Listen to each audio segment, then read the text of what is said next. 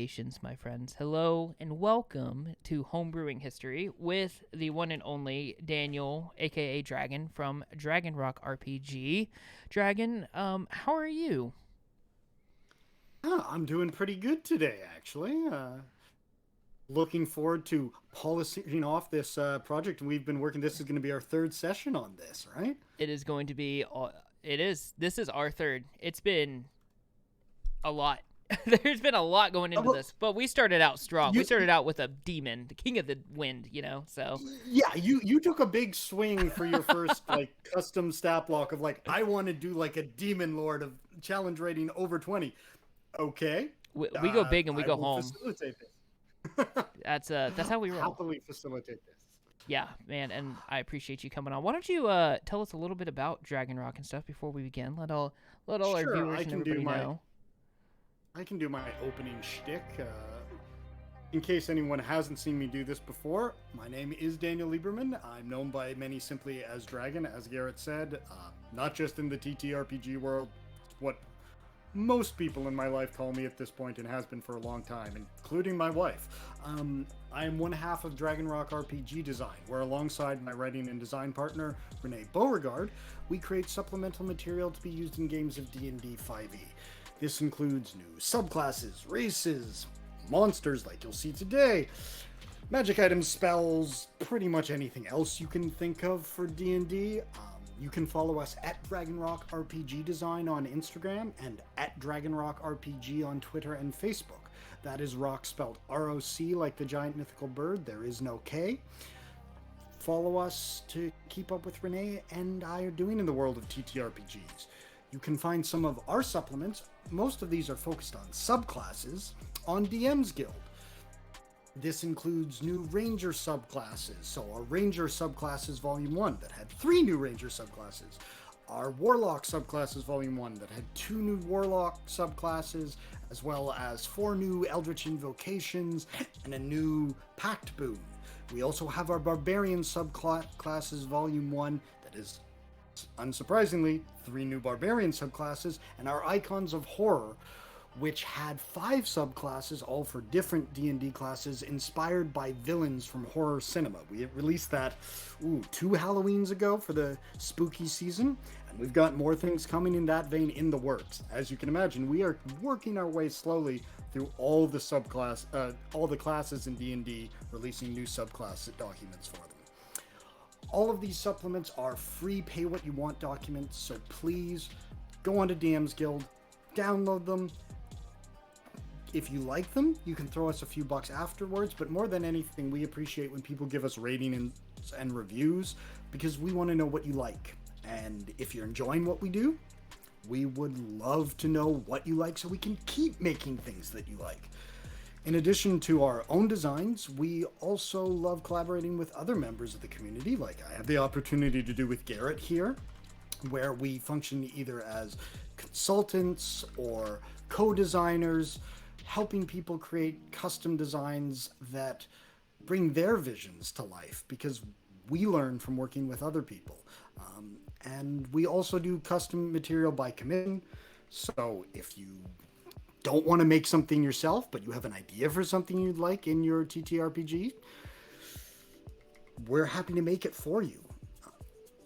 Outside of TTRPGs, I have a background in performance as a dancer, musician, and theater actor, as well as in the visual arts as architecture and design. I'm really just a multi-class to hell, jack of all trades, master of none. So you can also follow me on my socials at DMC Lieberman. I'm rarely post, but I'm there, so please say hello. That is enough of my, corporate schlock, as it were. I just put your socials and your DM's Guild stuff in chat. So if you're in chat and you want to go click on that, give them a follow and stuff. Yeah, just for you. So you can check out Dragon Rock RPG at that DM's Guild link. All their stuff is there. You can check out Dragon himself over there. And there's Ruinous Path D&D. Salutations, my friend. Salutations. It's good to see you. Thanks for coming in, checking out Pazuzu here. So are you ready to Pazuzu it up. If you are ready, I am always ready. I was born design ready. material for D&D 5e. It's kind of what I do. Let's do this thing. Here we go. Boom. Look at that. Easy peasy. Click the button. Oh, by the way, I have this, like... Uh-oh. Uh-oh. Okay, there, I fixed it. I pressed too many buttons. I got too excited and pressed buttons on my little stream deck. And, Gotcha. and I broke the stream, so never mind. I'm it's gonna all not good press now. buttons. It looks right. Yeah. So... I'm there, you're there. Yeah, we're all here. Huzzah! So, with that being said, I won't break it anymore. And here's the Pazuzu stat block. Let's see if we can zoom in just a little bit, make it easier on the eyes of our viewers. And there we go. Huzzah! We're in. Awesome. So where should we start? Last time. Well, why don't we just go over with what we did last time? Yeah. Last thing we did was figure out things like hit points and armor class. We did things like skill proficiencies, and we made a rough spell list. We knocked out some of the basic actions. We know that we gave them a multi-attack and their claw attacks. We know they're probably going to get some other actions that might be based on some of the spells in the spell list.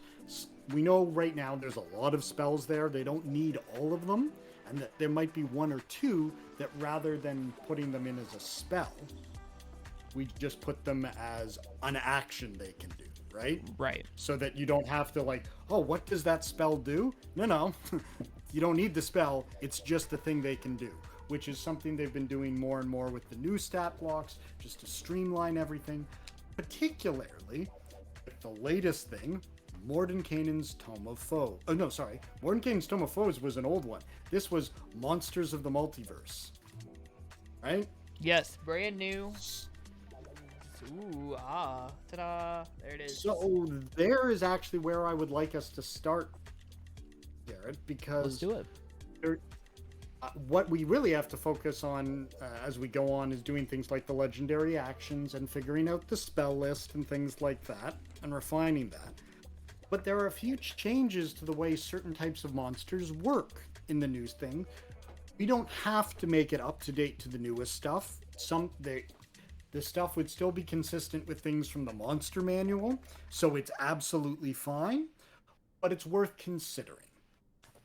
What I'm going to suggest you do, because we were using Demon Lords as our primary reference, alongside the demons from Theros, right? Yeah. So I'm going to suggest what you do is you pull out the new stat block for Graz'zt, or Graz'zt, as he might be known, depending on how you pronounce it, in Mordenkainen's Tome of Foes. As both Tome of Foes and the new one. Both. He's in both. So I want you to have the new one in the Monsters of the Multiverse. I want you to have the old one from Tome of Foes, so we can look at things that have changed. That's a brilliant idea, I must say. On page 149 in the old one. Did I grab my Tome of Foes? I did. Just put it on the other side of me. All right. We've got it open. We're ready to go. Let's do this thing. You've got it? Okay. So, the major change that has happened across most demons and devils and things like that in these books is, if you noticed in the original version of Graz'zt and in our version of Pazuzu, he has an ability called Magic Weapons, which means all their attacks count as magical, right? That is true. If you look at the new version of Graz'zt, that isn't there anymore. Right. And the reason for that is they have entirely removed that from all creatures in this book that had it before. And you go, well, that's problematic. That means that, like, a demon lord couldn't damage another demon lord because they're all immune to slashing, bludgeoning, and piercing damage from non-magical weapons. Except now I will get you to look at Graz'zt's Wave of Sorrow Greatsword in both books. In both books, they do 3d6 acid damage, or sorry, one, it's actually been increased to 4d6 acid damage in the new one. They've upped it a bit. But the first is the 4d6 from the sword. One is slashing, and in the new one, it's force damage. Yeah. So that is how the change they have made to any creature that used to do magical physical attacks. They've just made it force damage. Their reasoning for this, I believe, is that as with all the other monster stat blocks, they've been really trying to simplify. So a DM doesn't have to look back and forth at different spells, does not have to check different parts of the stat block. You read the ability, you do the thing. So in this case, you just do the damage in the Wave of Sorrow. You don't have to go back up and read that it is a magical attack, because it's force damage, which would ignore that kind of resistance or immunity anyways. Yeah. For the most part, balance-wise, this change makes no difference. It's just streamlining it so people... Well, so Ruinous Paths, yeah, I guess they don't expect players to have immunity to non-magical damage. It's as I'm explaining, it's not that they don't expect that, it's actually just the force damage will just take care of that anyways. Now, there are implications of this. For the most part, it changes nothing, right? Because anything that they would have been able to damage with magical damage, they can now do with force. There are a few monsters that are immune to force or resistant to force, but that's not really an issue because rarely do monsters get pitted against each other that way, so it's a bit of a corner case. Gotcha. Welcome, hey, Heroes of Evermore. Salutations to you, my friend.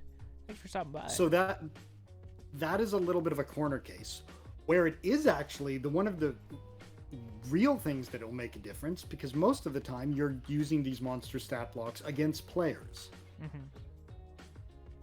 There is one thing that is normally resistant to bludgeoning, slashing, and piercing damage as a player. It is, with the exception of one subclass, not resistant to force damage. Barbarians.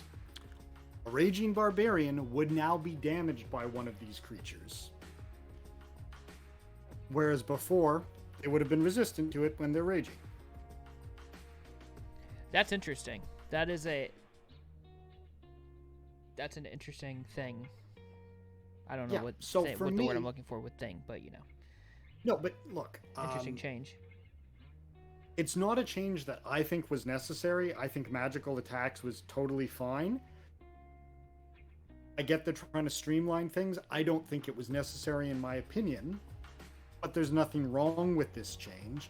And if I'm being honest, the fact that a demon lord would ignore the resistance of a barbarian, unless they happen to be a bear totem barbarian, that actually kind of makes sense, right? Like, you're a raging barbarian, you can shrug off axe wounds and even, a giant's club or the claws of a manticore. One of the archdevils of hell or the demon lords of the abyss attempts to cleave you in half with their magical freaking greatsword. Maybe you're not resistant to that. No amount of toughness is... So, what I'm trying to tell you is this is an interesting little thing that has happened in the development of D&D. You do not need to make this change. It would be fine to leave it as is. If you want to be in line with the most up-to-date stuff, we would delete magic weapons, and we would change the slashing damage to force damage. You bring up an interesting point with the barbarian situation and how that could play out with the immunities and the resistances, which makes me think that we should just keep it the same. That way, it keeps it more. In your setting. Like, in your setting, you would prefer that a barbarian could resist this. Right? So, let me just try to wrap my head around what you just said one more time. So, barbarians were not resistant, and now they are resistant. No, they were resistant. And now they're not. They are resistant to all bludgeoning, slashing, and piercing damage. When they're raging, right? So when it was magical bludgeoning, slashing, and piercing damage, they were still resistant. Force damage, there is only one barbarian who is resistant to force damage. Oh, okay. Then I would suggest making that change then to make it just. Then let's do it. So all you deadly. have to do is delete magic weapons as an ability, and then change slashing to force damage. There it is. Because, as I said, there are most of the time it is not going to make any difference. Mm-hmm. It's the same amount of damage, and there are some corner cases with monsters versus monsters, but that is something that DMs would be kind of doing on the fly anyways, because if you're making monsters fight other monsters, that's not really how they're built, and you can sort of switch them around as you need be. It's about balancing them against players. And the only way in which it affects players is if you are a barbarian, and specifically not a totem bear barbarian, because they'd be resistant to both while raging. The other thing is if you happen to get a brooch of shielding, that makes you resistant to force damage. So brooch of shielding just got a little bit better as a magic item. Okay. But sweet. That is the only 90% of the time, outside of those two circumstances, against a player, this makes no difference whatsoever. Okay. This is an interesting change. I guess, like you said, it's to make it more streamlined. But other than that, if it doesn't make any change, then, it's just kind of interesting.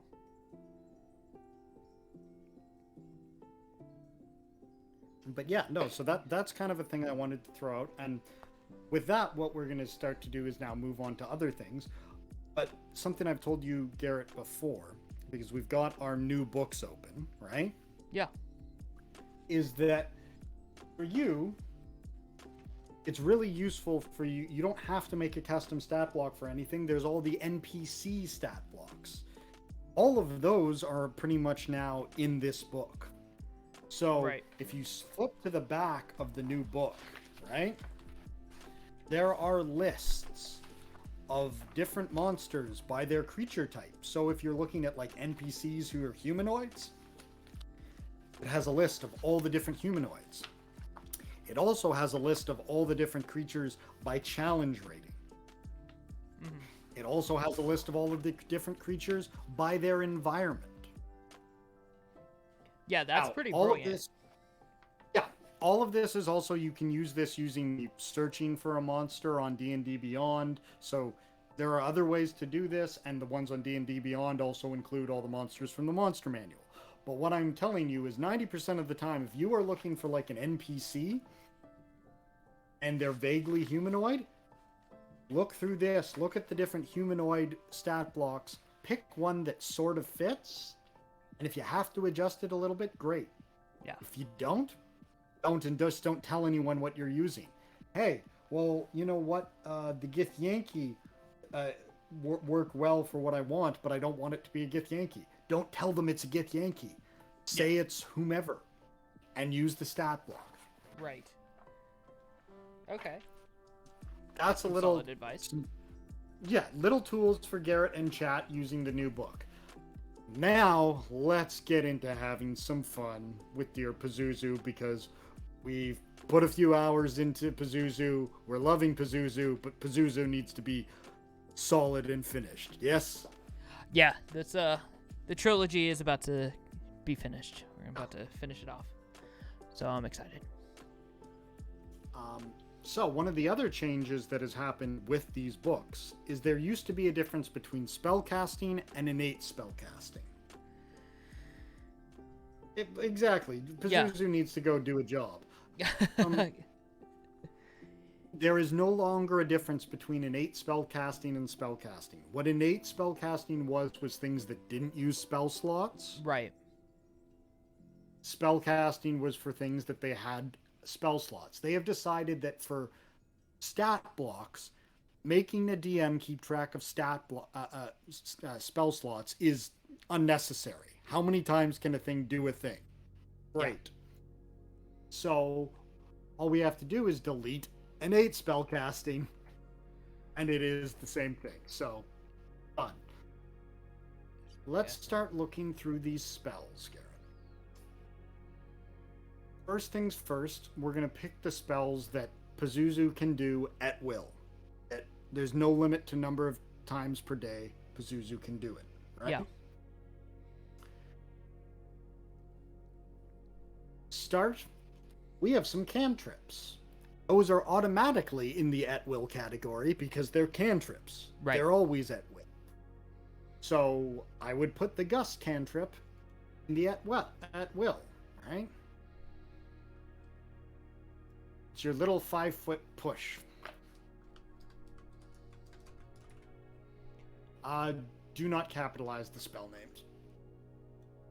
There we go. Okay. The only time you capitalize spell names for stuff like that in stat blocks or when you're writing things is if there's a proper name involved. So if it's Bigby's hand or Tensor's floating disc, you capitalize that. Okay. I never even noticed, but yeah. Okay. Yeah, it's all lowercase. You're right. Okay, so we've got Gust. Oh, that's the other cantrip you had is Spare the Dying. Do you still want Pazuzu to have Spare the Dying?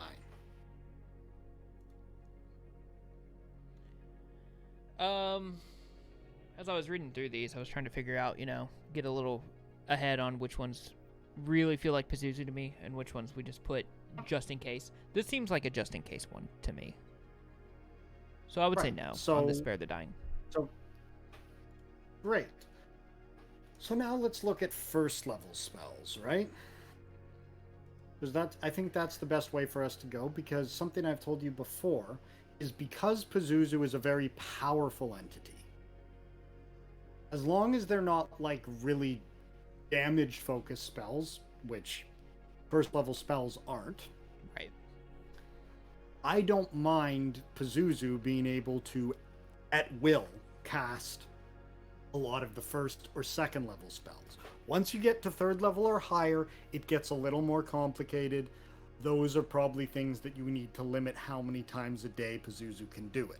Okay. But first and second level spells for an over 20 challenge level rating demigod, it can probably at will cast those. Yeah. So, Detect Magic is one of the first level spells we had.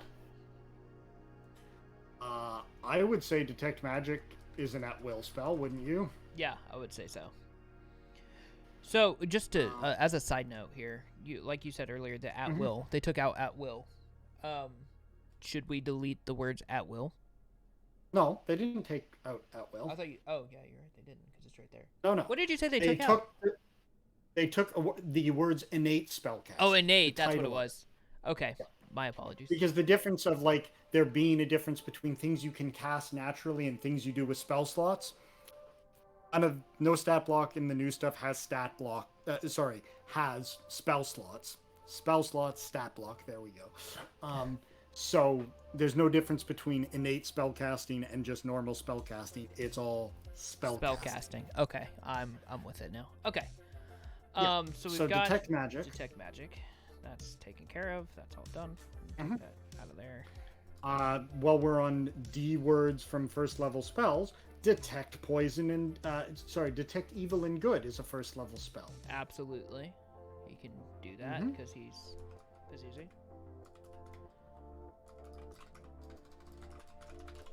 Technically, it would be before Detect Magic because of alphabetical, but we can also do that otherwise. There we go. Just fix that real quick.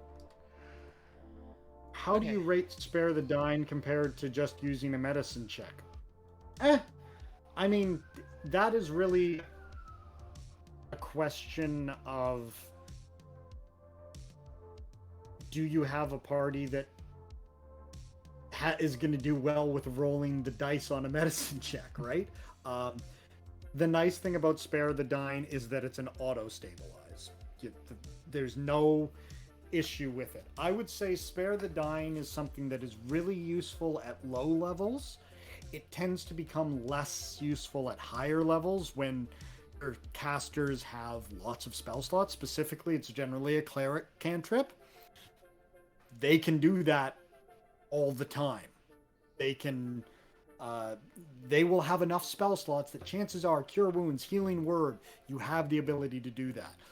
When you're a low-level thing and you may not have that many spell slots, being able to just go, oh, my friend who is down and bleeding out, fine. They're not going to bleed out, they're alive. There are exceptions. The Grave Cleric has the ability to do it at range. That is really helpful.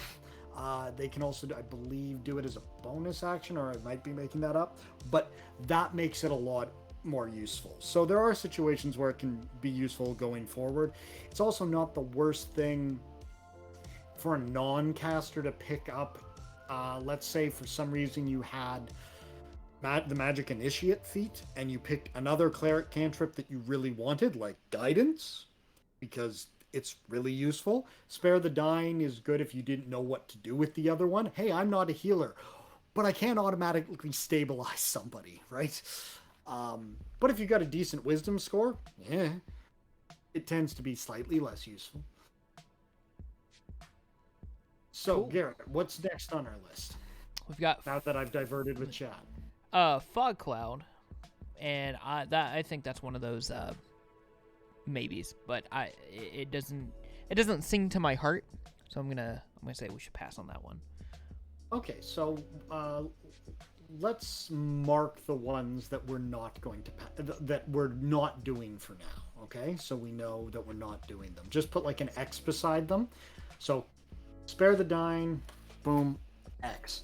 Fog Cloud, put an X beside it, just so we know that we're probably not going to use those. Okay?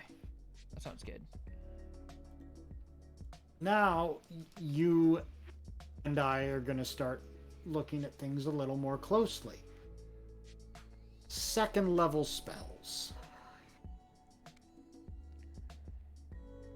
Dust Devil.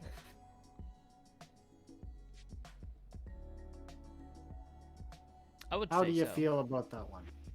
I think anything that's really wind related, it should be kind of like an automatic. I don't disagree with that. Okay. That is not a bad idea. That like most wind things, we either give the spell or we might write an ability that's like that, right? Mm-hmm. Okay. That's something we can decide. I don't think Dust Devil is a bad one. It is a concentration spell, so I would have no objection to it being at will. It's only if it's going to be at will and cast at second level, so it's only ever going to be 1d8 damage. The damage is not the important part of it, right? Yeah. So if you want Pazuzu to have Dust Devil, let's give them Dust Devil. Let's do it. Okay, so we've got Dust Devil. Okay. Mm-hmm. Gust of Wind. I would say so, just to keep it, especially on the flavor end, for sure. I 100% think Gust of Wind should be in there. I do have a question for you, though. Do you want this to be a concentration spell that you do, and then as a bonus action on each of your turns while you have it, Pazuzu can change the direction that it's going in? Or do you want this to just be something Pazuzu can do? I feel like anything like, that as is an action. Yeah, anything that's really low level, kind of like Gust of Wind or Dust Devil. Oh no, but I'm not saying as an at-will spell. I am saying, do you want to make an action for Pazuzu that doesn't require concentration? Yeah, exactly. Yeah, that's what I was going to say, is that anything that requires concentration that's this low does not require concentration for Pazuzu. He can just do the thing. Oh, no. That we're not doing. Because okay, why? Concentration is a really important mechanic, and in fact, part of the reason a lot of the spells we're going to give Pazuzu at will that are low level is they still do have concentration. So Pazuzu can detect evil and good. Pazuzu can detect magic. Pazuzu can do a number of these low-level concentration, but he can only ever do one of them at once. Okay, So I you see. can't stack the effects, Right. which Okay. makes it a little simpler. So the limit is that he can only do one of these things at once, but he can do it as many times as he wants. What I'm offering you with Gust of Wind, and we can just put it on the spell list for now, but I want you to log this in your head. Right now, the only action we've given Pazuzu is multi-attack. Right? Mm-hmm. If you look, most stat blocks have at least 2 different actions they can do. Right? And what we are probably going to do is give Pazuzu 1 or 2 other actions that aren't multi-attack that are kind of based on one of the spells they can do. Whether that's one of their necrotic damage spells and they can only use this action a couple times a day, or maybe it recharges like a Dragon's Breath.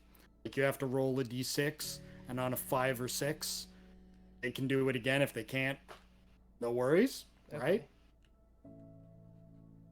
So I guess let me ask you this question, just from like a mechanic perspective, because you would know a lot better than I would. If we took, let's say, Gust of Wind, and we made it an action, rather than making it an at-will, I don't want to become famous, thank you for asking. Rather than it being an at-will spell, if it was an action, besides increasing the amount of actions, what would be the benefit of that, and why not just keep it as an at-will spell? Well, so that if we made it an action, it would not follow the rules for spellcasting. Therefore, it would not be able to be counterspelled. Oh. It would not require concentration. Like, what I'm saying is we just say as an action, Pazuzu sends out a strong wind in a 60-foot long, 10-foot wide blast. I see. And it happens. It's not going to be something that stays up. It's just going to be Pazuzu did it. Pazuzu gets to do it again on another turn, right? Okay, that makes something they can do instead of multi. I'm not saying we have to do this. I think Gust of Wind is fine as a concentration spell, and that we can do something else in that regard. Okay. I'm just telling you that is an option we have. Gotcha. I was just curious as to what the benefits were and why we would do that. Now, it wouldn't require concentration. It would just be essentially Pazuzu can go boom, wind, boom, wind. Yeah. Okay. If they don't want to use their claws, they can just do that. Yeah. So I would say there are advantages. Let's figure out which spells we want, and then from the spells that we want, turn those spells into actions. If whichever. Yeah. Figure out one or two that we want to do. Yeah. Yeah. Okay. Warding Wind. Ooh, yikes. Let's see. Warding Wind, second level. Concentration, 10 minutes. Strong wind, 20 miles an hour. Blows 10-foot radius. Moves with you. Gust of Wind is a fun spell. Heroes of Evermore. It's one of those things that it's situationally very good. It's not actually going to, most of the time, be your big damaging things, but Gust of Wind can definitely, if you're in a battle where there's hazards or cliffs or you're on a boat and you just push somebody off of it, it can kind of end encounters real quick. Yeah. In my head, and in my head it's going to be way different than what happens at the game table, I think. But in my head, Pazuzu is more of an ally than an enemy or a foe, which would make me think that Warding Wind would be really good because, hey, Root of All Beers, thanks for tuning in. We're homebrewing a stat block, actually, so we're using spells right now to homebrew this. Pazuzu from ancient Mesopotamian religion and history. But I think that this would be awesome as an ally if Pazuzu is more of a guide for these people. So we should absolutely 100% go with Warding Wind. There's no way we shouldn't. I agree. I kind of like putting almost all of the wind spells kind of in, and the lower level ones them being at will, and most of them are concentration. So Yeah. again, Pazuzu has to, might Make be a able to choice. do it as much as he wants, but he can only have one of them going, Yeah. right? To answer your question, Root of all beers. That's a fantastic name, by the way. Um, Pazuzu is this demon of the winds from ancient Mesopotamian mythology. So we're trying to flavor it in a way that evokes a historical context, but yet kind of services the plot. We're So it's doing a Garrett's nice little version balance. of Yeah, ancient Mesopotamia. bingo. But yes, there. Pazuzu is among other in the conflicting versions of Pazuzu of what we know of them. They are the demon lord of the wind demons, the king of the four winds. So yes, we are giving them a lot of aeromancer kind of wind-based spells.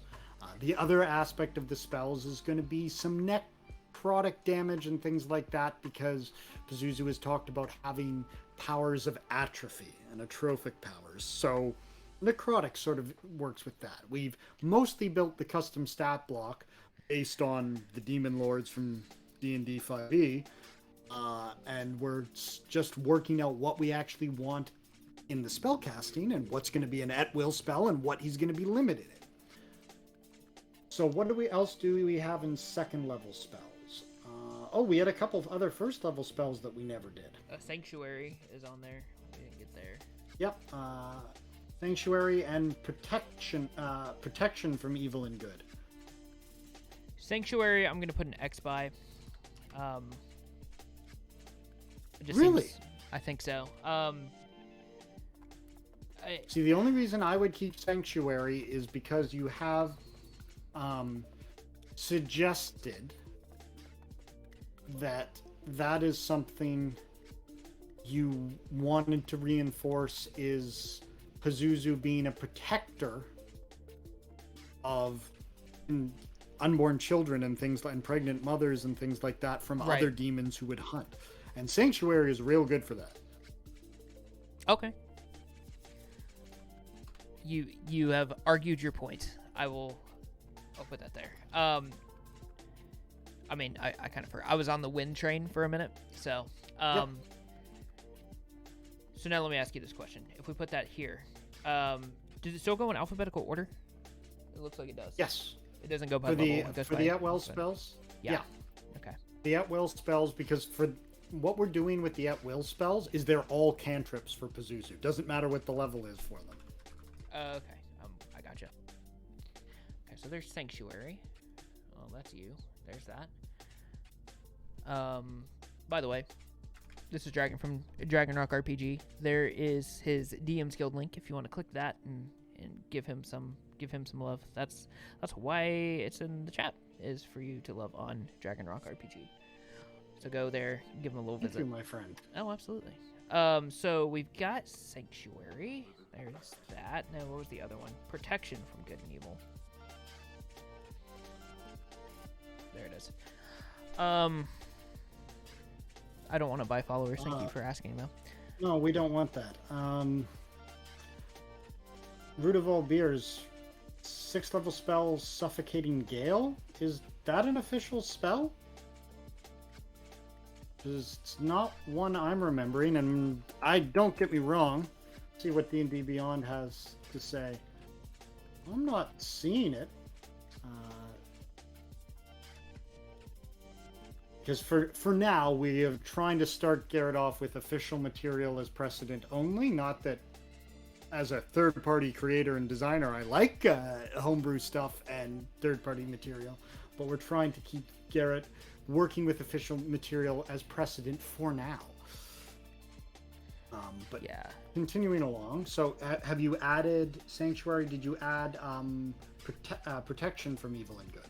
We did not add that yet, but I think for similar we did. reasons you would want that. yeah. And to answer your question, Heroes of or Ruinous, excuse me. My mod skills, I have none. I'm not sure how to do that. I haven't done that in a long time. So to answer your question, I would if I could, or if I knew how. I wish I could guide you on that, but I just appear on these things. Oh, I have no homebrewing idea how to it. run Twitch. Oh, okay. He's suggesting we homebrew it. Oh yeah, I'm 100%. We could do something like that. That said, I don't think we are going to do that for the purposes of this. We're not going to create a homebrew spell. What we might do is a high-level spell-like ability in the stat block. What we might do is adapt some of the existing spells to something like that. That said, we do have a couple high-level wind-based spells that might be helpful for that kind of thing. We're getting there. So now that's all of the first and second level spells that we've talked about, okay? Yeah. We're now getting into third level and higher spells, which to my mind, we have to start limiting uses. There might be one or two exceptions. Third level, we might be able to sneak one other spell in as a at-will thing. Mm-hmm. So we've got... But beyond that... Wall. Yeah, I would like you to look at Windwall. Windwall, maybe. Honestly, I would think that it's something that we probably want to,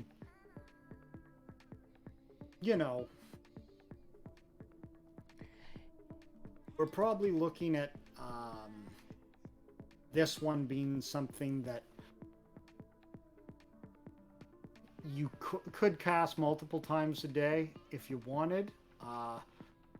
Because it's another concentration spell, and he is a god of winds or demigod of winds, I would let you sneak this one in as an at-will spell for him. Okay. But pretty much everything else, I think we're getting to the point where we want to make this limited use. Yeah. I think, yeah, that kind of goes in with his protection kind of thing. So, wind, wall, comma, and that takes us to the end of at will, maybe. I would say that it probably takes us to the end of at-will stuff, and everything else is going to be number of times a day, number of times a day each. Yeah. So, what I'm going to suggest is probably the next round of things is going to be number of times per day. So what I'll do is actually shift this one above. Boom.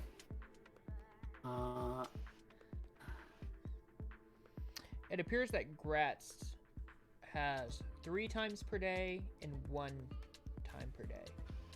And one per time per day each, is it? Yeah, he's got... So he's at will and 3 day each and 1 day each. Yeah. So, yeah, there is multiple ways we could do this. This is where we decide how much of a spellcaster you really want him to be, right? Mm-hmm. But what we're going to do now is essentially we're going to look at the 3rd to 5th level spells. Because 3rd to 5th level spells, it's okay for him to do more than once a day. Once we get to beyond that, we kind of want him to only be able to do them once. If it's a 6th level spell, maybe he can do it twice per day. Beyond that, it's a once per day at most. Okay. If that makes sense. Right? I think so, yeah. Let's do that. Okay. So, number of times per day. Start looking at these spells, Garrett. I don't have to lead you through all of it. Tell me what these spells you're looking at our 3rd level list and what you think of them. So, as far as, like, the wind stuff, we've got all of that done. Now we're into necrotic world and kind of the other magic that's not just wind and whatnot. So we've got dispel magic. That seems like one that he needs. Probably not at will. I would put that under, well, I don't know if he's god of, this demigod thing. Maybe it'd be 5 per day. Maybe that might be too much. Like he can do things about 5 times a day from this list, possibly. Like Yeah, 3 to so 5 times a day from a list of spells, depends what the other spells like. But I don't think he needs Dispel Magic as like something he can just do Dispel Magic a lot. He has a range of things he can do with this magical energy. Dispel Magic is one of them, right? So it's not per day each. It's one of several spells that he has X number of uses of spell casting, and he can use it for any of these different spells. So that would just be the number per day, as opposed to number per day each. Okay, I think I follow. Does that make sense? I think so. Like if it's a per day each, like if he can spell two times per day each, it would mean he can do both of these spells 2 times a day. If he can do 3 a day, right? Grats doesn't have any like this. Grats are all day each, right? Right. So he can do 3 darkness. He can do 3 dominate person. He can do 3 telekinesis. He can do 3 teleport. If we don't have that each there, he can cast, like if the each wasn't there, 3 times a day, Grats can choose to cast any of these spells. But once he's used that 3 times, doesn't matter if he casts darkness 3 times. He can't cast anything from the list. Right. But that's the difference between the each. Yeah. So to me, Dispel Magic is not something that Pazuzu necessarily has to be able to do specifically a lot, right? Okay. But this is like this is where you have to decide, Garrett, of how important are these spells? Is it just something he can do sometimes when he needs to, or is this like a Pazuzu thing? So here's what I was going to suggest earlier. Well, not earlier, but a couple seconds ago. So for Remove Curse, I feel like Remove Curse should be an action rather than a spell. If you want, my question would be why? I think if in my head and in my little, storytelling brain, if I could see this playing out, it would be, he's got his sworn enemy who, does not like pregnant women and newborn babies and whatnot. So if that person or that demon puts a curse on them, this would be the action to remove that curse. So it would be at the readily available. But that's... So for actions, I don't mind, like I hear what you're saying. Remove Curse being something you want to highlight is great. But I don't think it needs to be something that he has to have as a separate action, because the spell is the action. Like there's no concentrate, there's no advantage to it not being a spell. There's no big like looking up math of like, oh, if let's say we were giving them Fireball as a signature spell, I would just make it an action, because then you don't have to look up the range of Fireball, right? This is fairly simple. But I agree, Remove Curse is a spell that we want him to be able to do multiple times a day. Yeah. So, but I would say Remove Curse and Dispel Magic and Magic Circle, right? Mm-hmm. Those are our 3 third-level spells. So let's just look at that for a moment, right? So Magic Circle was the other one. Are we sure we want Magic Circle? Yeah, this doesn't exactly scream Pazuzu to me. It seems more, I don't know. It seems more spellcasty than like a demon with spell casting. I don't know if that makes any sense. No, that makes sense, but do you want... It's a way he can protect somebody from a demon. It's an extension of the sanctuary stuff. Right?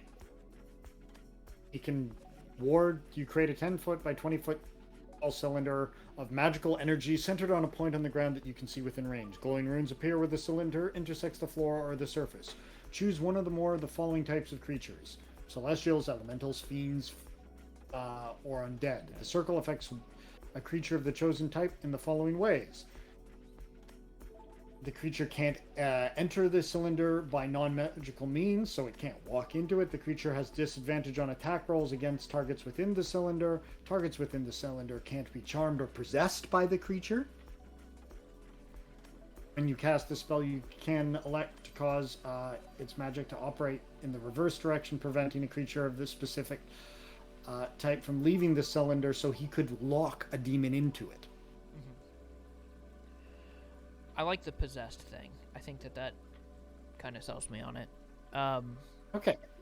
So then let's just, for now, let's say Pazuzu can do 3 times a day one of these 3 spells. Right? Let's not even worry about the higher level spells. We might combine some of these things as time goes on. Okay. Right? But let's just, I'll do that. And where it says spell name at the 3 today, why don't you put in Dispel Magic, Magic Circle, and Remove Curse?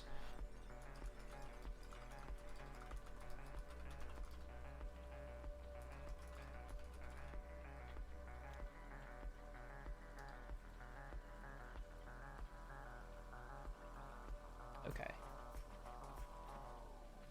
Okay. What are the other things we have from here? As far as 3rd level spells. So don't let's have look any at the others. 4th So level. let's go to 4th spells. level. Blight. Now, Blight.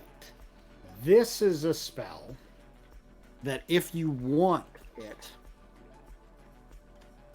I think we can 100%, if you wanted, make this an action Pazuzu can do. Okay.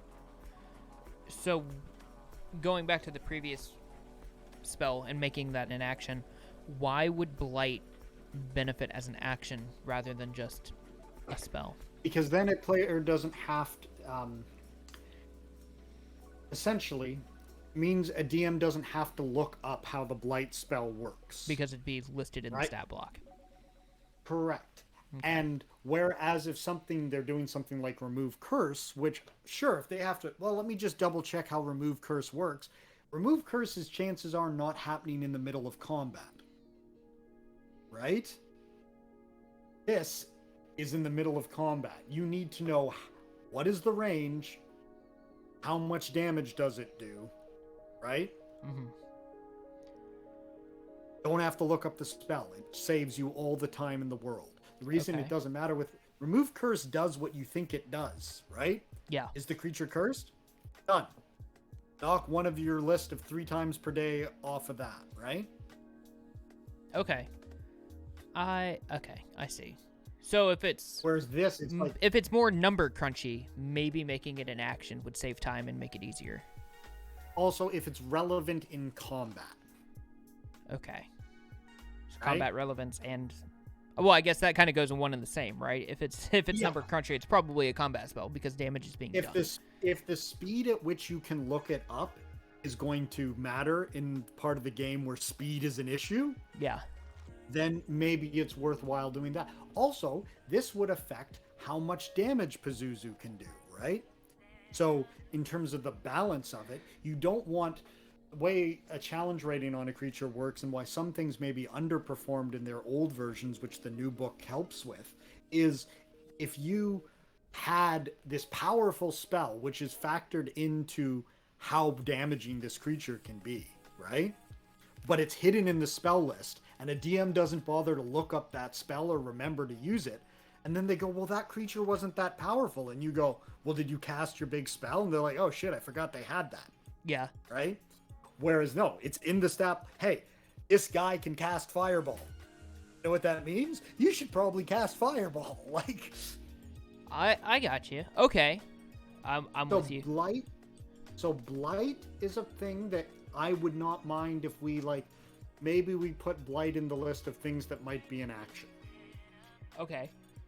So Does if that we make do sense that, to you? we go to actions. Should we just put Blight in the action and for right now, Well, no, just as a placeholder? yeah, why don't you just put Blight ? And we'll put a couple others, right? Okay. When we get to them. And we'll see which ones we actually put in, right? That sounds good. All right. So where did Blight go? Blight. Action. Okay, so we got that 4th level. What are other 4th levels? Banishment. Banishment. I would say that is in the list of things that he can do, but only in a limited number of times a day. Yeah. Right? So that could be added to the 3-a-day list that we've currently got, and maybe we add more uses, or is it in a separate thing that he gets even fewer uses of, right? It feels to me it would be fewer. But again, we're making it fewer, right? Like, because he's still, like, banishment's good, but then if he does banishment, he can't do dispel magic as many times, right? Well, that's true too. Essentially, 3 a day. Right now, we're given that level 3 spell slots. If we made it 4 a day, that would be like 4 levels 4 spell slots, but it doesn't really make a difference, right? So I'm okay having banishment in there. Okay. So there's, okay, that makes sense. So there's 4 spells you have to, as of right now, there's 4 spells you can choose from. Pick your favorite 3, and you can cast those. Or pick your favorite 2 and cast one twice and the other once, or however you want to do it. Okay. Yeah, or cast one 4 times because you're really trying to banish that thing. Like, right? I got you. And that's all our 4th level spells. So our 5th level spells, I don't mind doing as a separate thing now, right? What are our 5th level spells? We've got Dispel Evil and Good. Did I skip that one? We did not put that one on the list. Oh, yeah, we. Yes, we did. Oh, there it is. It's down there. It was Dispel Evil and Good, Hallow, and Control Winds. Control Winds. Okay, let me look at Control Winds. Because what I think we might do is we might up the number of uses of the ones we've already put there, right? That you can do this 3 times a day. We might make that 5 times a day or 4 times a day, right? And then we make the next one 3 times a day. Okay. And this is all going to come into play whenever we figure out his challenge rating. Yeah, I mean, look, his challenge rating is going to be somewhere in the low 20s to the mid 20s. We know what his range is. Until you are ready to publish, I am telling you, don't worry about whether it is a 21 or a 24. Okay. Right? It doesn't matter. Challenge rating is not that accurate. Anyone watching, challenge ratings are not that accurate. That's true. You know what the ballpark is. Okay. So yeah, I would say, why don't we make Banishment, Dispel Magic, Magic Circle, Remove Curse 5 times a day? And let's make a 3 times per day. So we can just, that's the each one, so don't put it there. I'll just do this.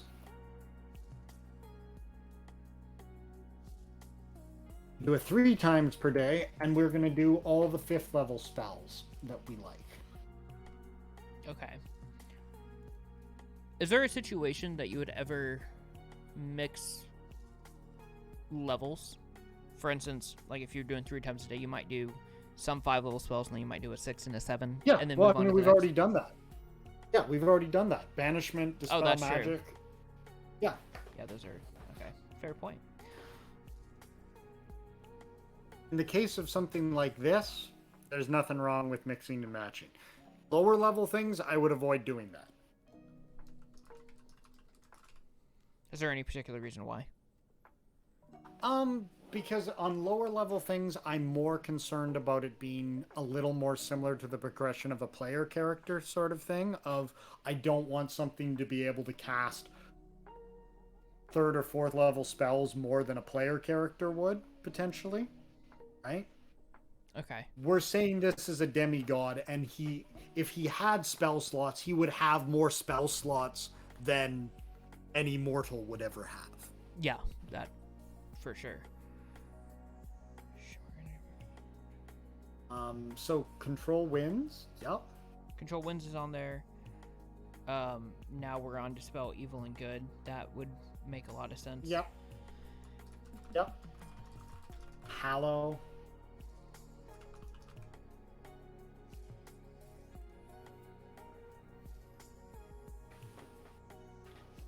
Yeah. And then we are on to the ones that are 6th level or higher. So they are going to be most likely once a day each. Maybe twice a day each, if we think there's a couple of them that are more important. Right? Okay. So, Harm is a 6th level spell. It's kind of like Blight.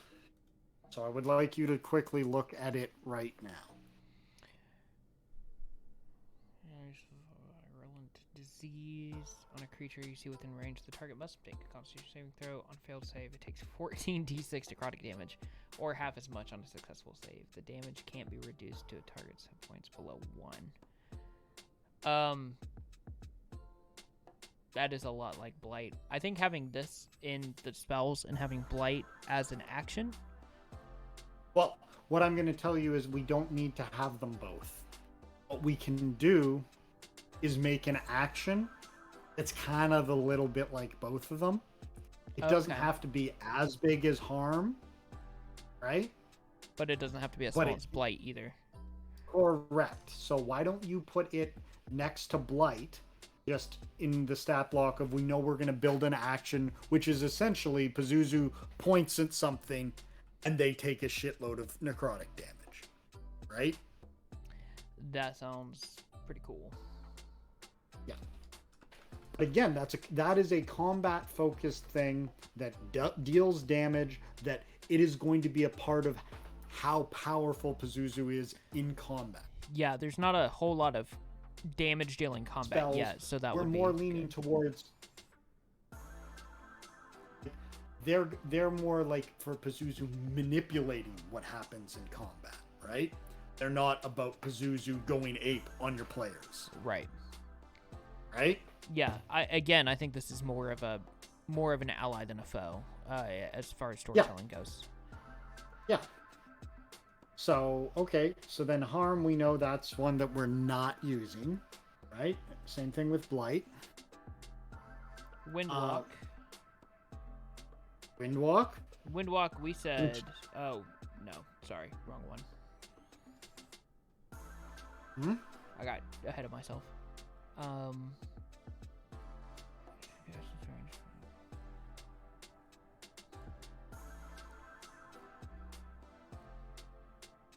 What While are we in looking cloud at? form, this creature has a flying speed of 300 feet and resistance to non-magical Yeah, you can weapons. turn you and up to 10 will increase into gaseous forms. You can turn you and a bunch of people into clouds and fly. Yeah, that sounds like a... Something you can Not do all the once a time. day. Yeah. Yeah. Windwalk. There we go. So, Windwalk.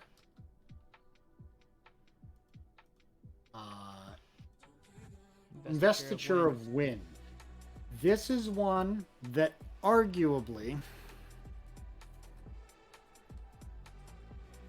we could turn this into features.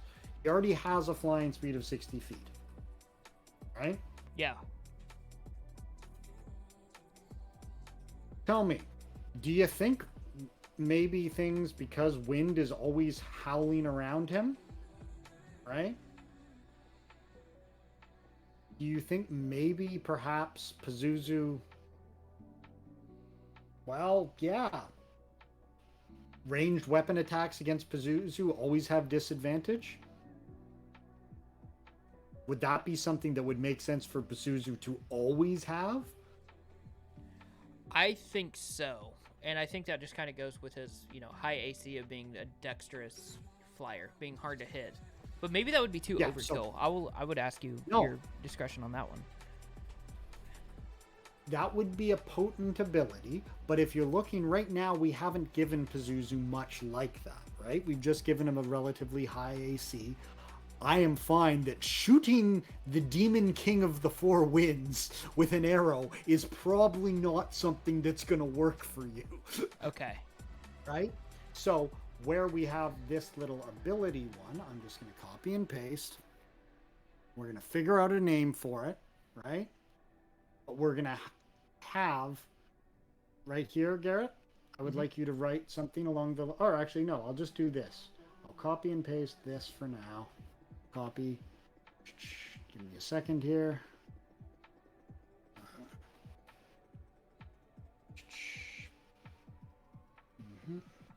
Paste. Oh, sometimes it doesn't like that. But I'm going to just copy and paste this, and then we'll write a feature around it, which all of a sudden we don't need Investiture of Wind. But there is one other aspect of Investiture of Wind, which you will notice is kind of like what happens with Gust of Wind. Okay, why aren't you copying and pasting? What is your problem?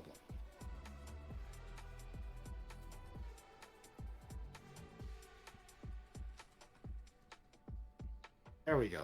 It's in. I have to reformat the spacing and such, but that's fine. Sometimes things don't want to cooperate.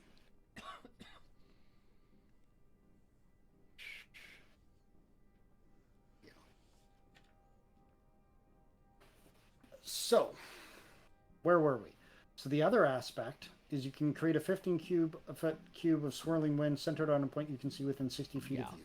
Each creature in that area must make a Constitution saving throw. Okay.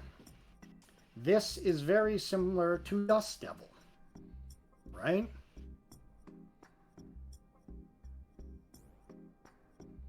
On this, it's a strength saving throw. No, but what I am saying, Garrett, is we've got something kind of like this already in that he has Dust Devil as a spell. He has Gust of Wind as a spell. Mm-hmm. So we don't need to give... Like, this is one more thing. If we're giving the disadvantage on ranged attacks against him, he doesn't need it, right? Okay. So say goodbye to Investiture of Wind, but what I am telling you is potentially we like him having Gust of Wind, we like him having Dust Devil, but we also like that bit of Investiture of Wind. If we want, one of the actions we can make him, the custom actions, could be a version of I make wind kick up in this area. Yeah. I think that Right? that would make a lot of sense. That could also be a bonus action if you wanted. Like, okay. let's keep going so that we've knocked out these things. So what we've Investiture of Wind, we don't need. We've taken the bits of it we want, right? Right. So now we're on to Windwalk. We haven't looked at Windwalk yet, I don't believe. Oh, we did. We already added that one. Harm, we talked about that. Okay, so now we're on to 7th level. Which can go in the same of once per day each. Whirlwind. Hell yeah. Yeah, that's for sure. Restrained. Yeah, restrained creature. Awesome. Whirlwind. Yep.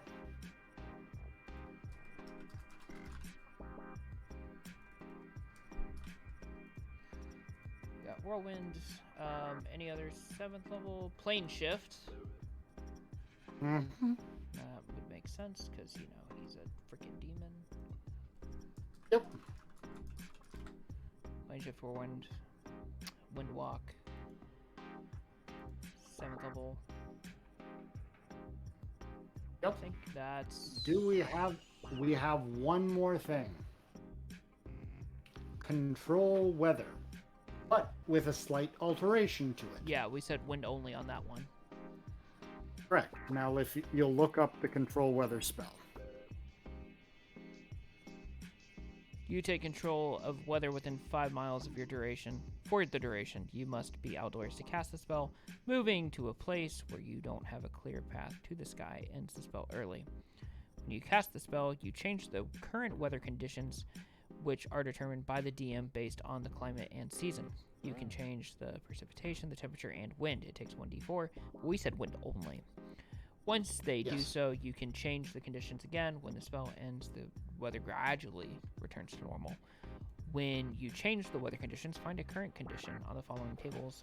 Change its stage by 1 up or down. When changing the wind, you can change its directions. Okay. And now we have our chart.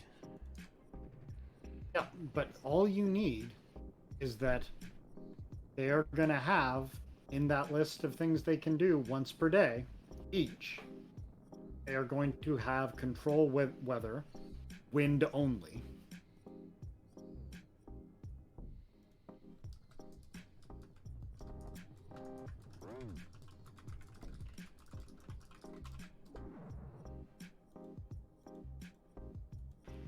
And there, Garrett,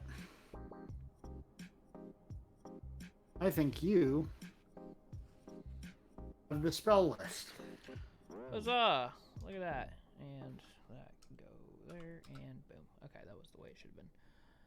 Now, this is not saying what I would say about this. Potentially, it could still be trimmed down more. We don't need to have all of the at-will spells we have.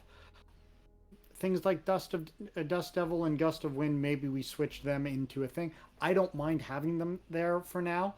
This is also leans into what I've tried to teach you and what Renee and I always try to tell people. You don't have to reinvent the wheel. Right. These spells already exist that give you the things you want. Right? Right. You aren't 100% sure how Pazuzu is going to fit into your Mesopotamian setting. Right. Yeah, you have ideas. So we might tailor things more. We might take some stuff away. We might go, we don't need this spell.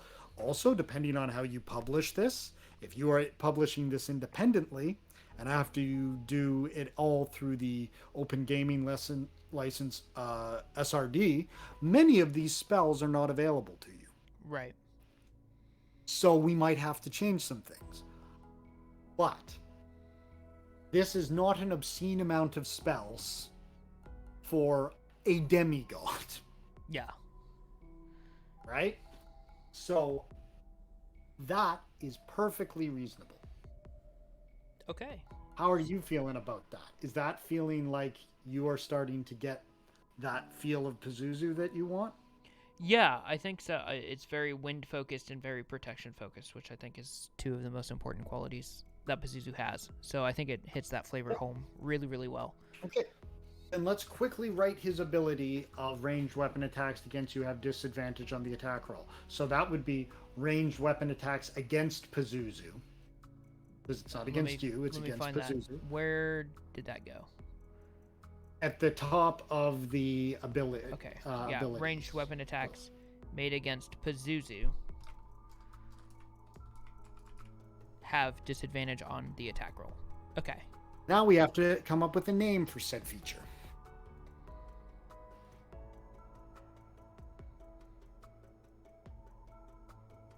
Now we got to get creative.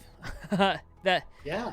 Because that ability doesn't already exist, right? Or does it? And we can just... I mean, other things have similar abilities, but this, what would it be for, you could make it Lord of the Wind is what I was thinking. Lord of the Four Winds, right?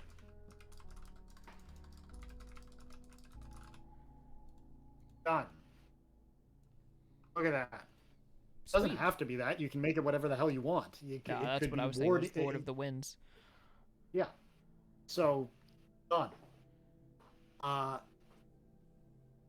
That's a good example for you of you can take a little piece of something that you like and then go pop it in there, right? Yeah, that's cool. I like that. So, that's awesome. Where we've knocked that out. We can go at looking at the other actions we're going to do. Maybe figure out what sort of ranged I make you hurt with all the necrotic damage kind of thing. Yeah. So let's go look at that real quick. You want to look at that, or do you want to look at something else that we know you're gonna? Are there any bonus actions or reactions that you want them to have? Okay, so this is where I get really unfamiliar with things, just from lack of experience, I think. What would, if you were to have a bonus action or a reaction, from a mechanical standpoint, what would be like why would you want that? I mean, other than that, it gives him more stuff that he can do on his turn in reaction. What you would want for that is flavor-wise would go in there. I mean, it really depends. All it is something you would like him to be able to do in addition to his multi-attack. Because right now, like we're gonna make some sort of like ranged, I make you hurt with all the necrotic damage thing, right? Right. But in a turn where Pazuzu, let's say, just runs up and claws something, what else would you like him to be able to do on that turn? Right? Can he bonus action do something? Can he move faster? Can he disengage? Can he dodge? Can he teleport? Right? Grats can change shape, as an example. Yeah. Right?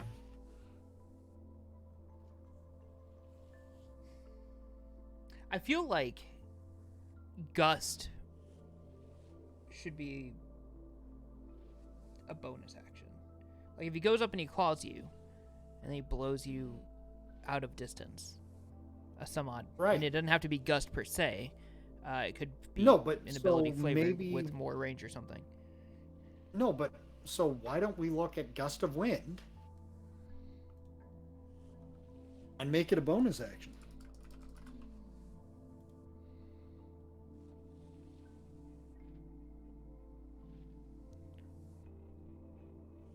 A line of strong wind. So, as you build a stat block now, would the bonus action literally be Gust of Wind, or would it be Gust of Wind inspired? What we do is we take the wording from Gust of Wind that we like. Okay, so we're going to take that. Bonus action. Take this. Wouldn't change that.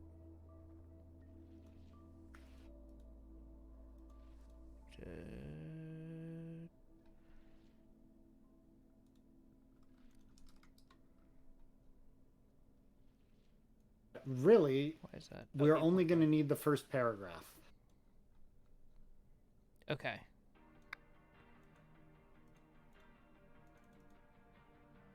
It's going to be Times New Roman and 8.5. 8.5. Yeah. There we go. Times New Roman 8.5. Boom, boom, boom. Sweet. Okay. Now that we've got that formatted, For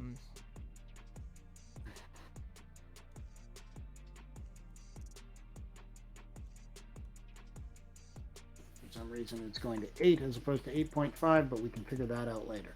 But a line of strong wind, That- 60 feet and 10 feet wide, blasts in your direction.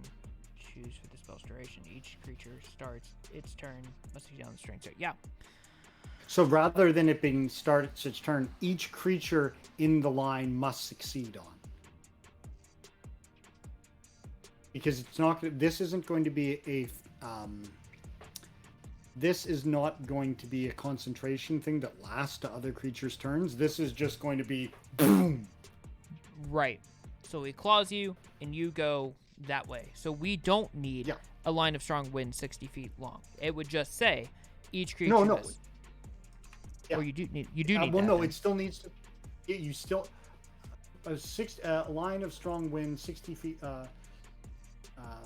Pazuzu sends a line of strong, a blast of wind in a 60-foot long, 10-foot wide line.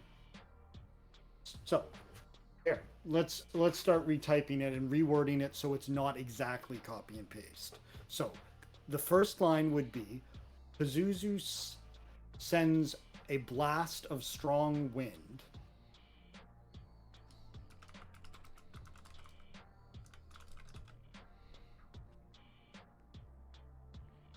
in a 60-foot long and 10-foot wide line.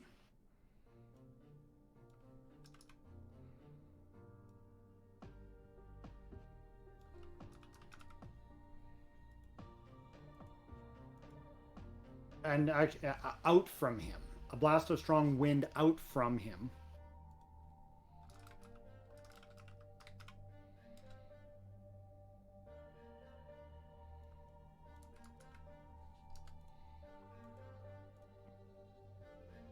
Each creature in the line must succeed on a X, and we say what the DC of it will be. On a DC, and what is the DC for his spell save? 22. So a DC 22 doesn't have to be in brackets. Okay. Yeah, there you go.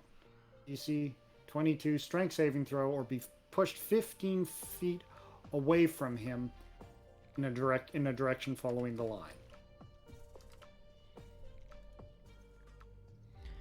Is 60 feet by 10 feet wide too big for a bonus action? It's big, but he is also, like, look at how it works in Gust of Wind. Once you've spent an action to cast it, as long as you have it up, you can move it on anything as a bonus action. So we're using a bonus action. We're just saying Pazuzu always has this up because he doesn't need to use an action to cast it. Because he's... Okay. So what I'm going to suggest is we make this ability called Lord of the Four Winds, and then we come up with a different name for the ranged weapon attacks being at disadvantage. Okay.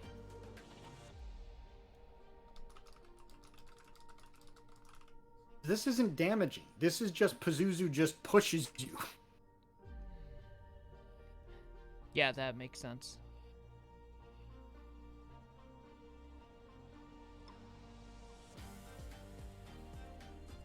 I don't know. So I would say for the ranged attack one, something like 4 wings. 4 wings of grace, 4 wings of flight, 4 wings of... Or deflecting winds. Or something like that. Like,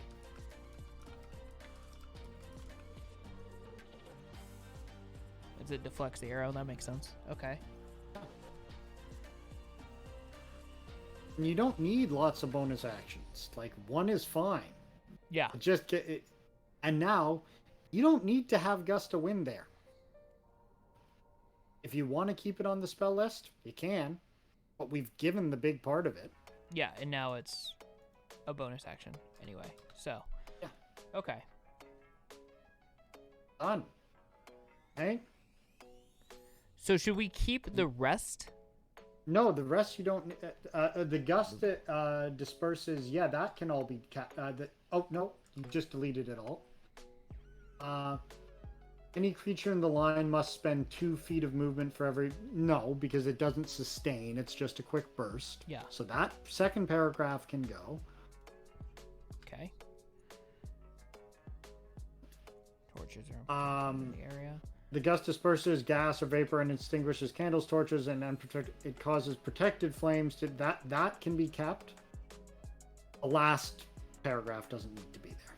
Right, because it already is a bonus action. Okay, and then all that needs to be 8.5.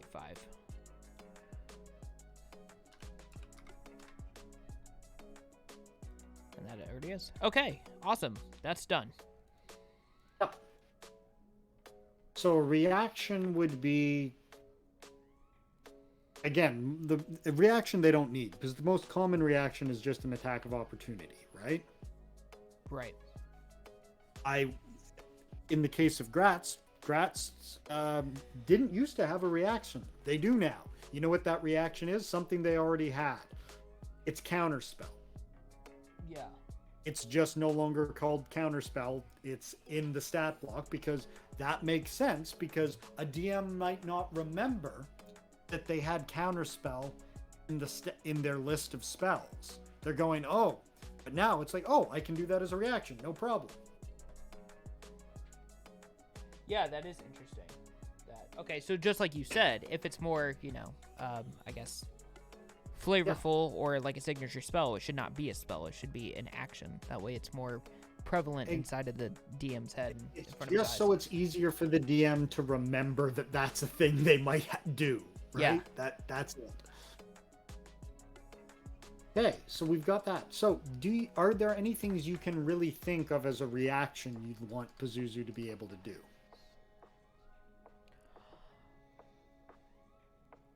I don't think so offhand. I mean, I would say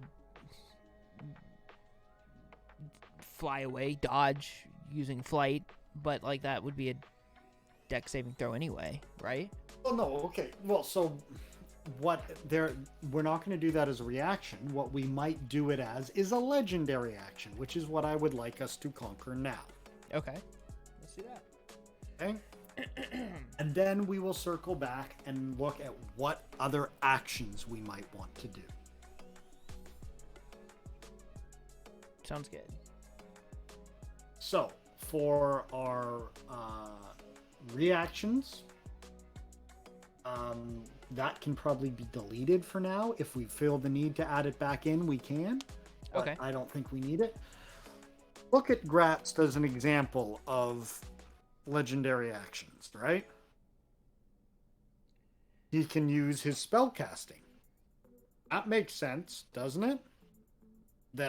Because what legendary actions are, for a reminder, is legendary action is something a monster, quote unquote, or a creature with a stat block can use on their turn. Sorry, on another creature's turn. So, right. Another creature's turn, I do something. As it says, only one legendary action can be used at a time, and only at the end of another creature's turn. Gratz regains spent legendary actions at the start of his turn. So that first paragraph, we would just change Gratz to Pazuzu. Pazuzu, okay.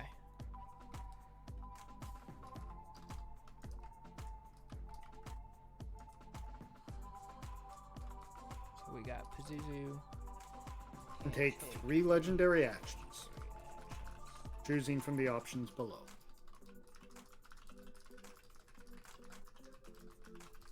Period. Only one legendary action can be used at a time, and only at the end of another creature's turn.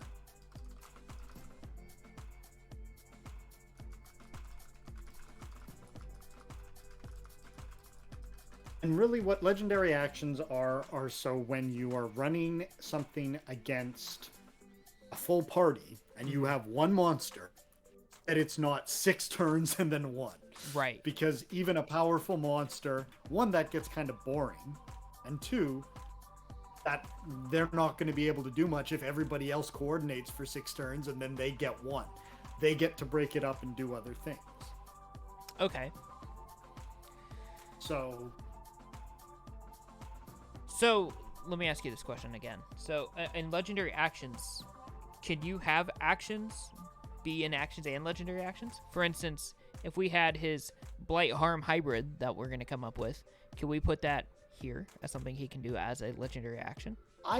That is going to be kind of a big move for him, so I probably would not do that. However, if you look here, right? We are Gratz uses spellcasting or teleport, right? Mm-hmm. If we give Pazuzu the ability to use spellcasting, Pazuzu that opens can up use all his spells. Correct. So okay. I would say we have made Pazuzu more of a caster maybe than you were originally thinking. But it's fit what you have done with him as a demigod, right? Right. So the first of these actions being some kind of magic. I wouldn't call it abyssal magic, but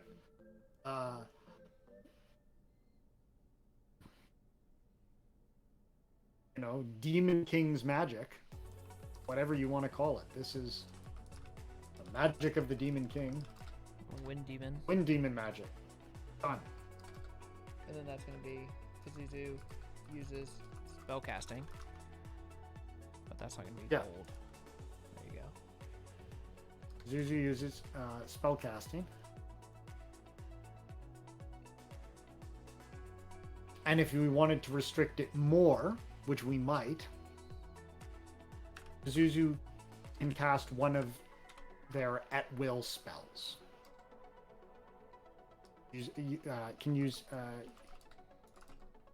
Rather than use a spellcasting, Pazuzu casts one of their at-will spells.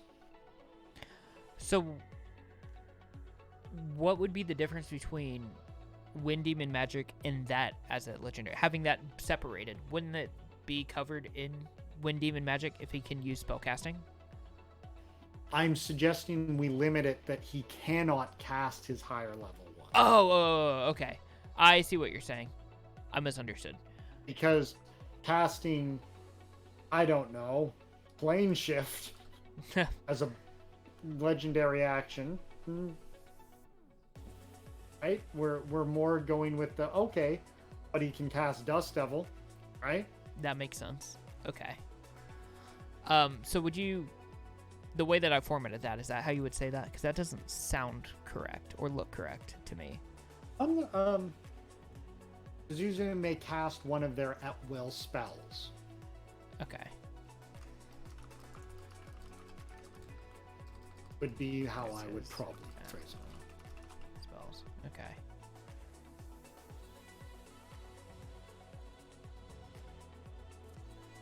Attack. Pazuzu makes one.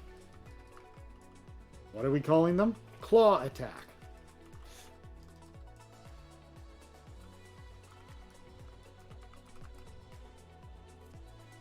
And that's not italicized.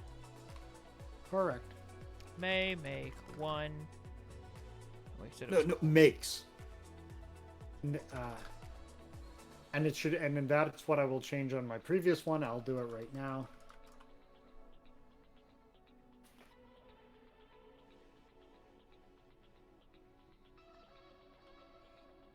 Is that just a phrasing thing?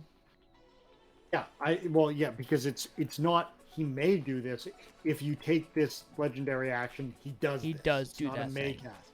Yeah. Okay.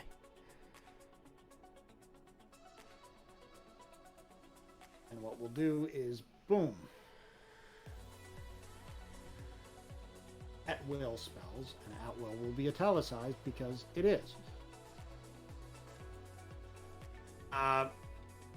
Makes one claw attack.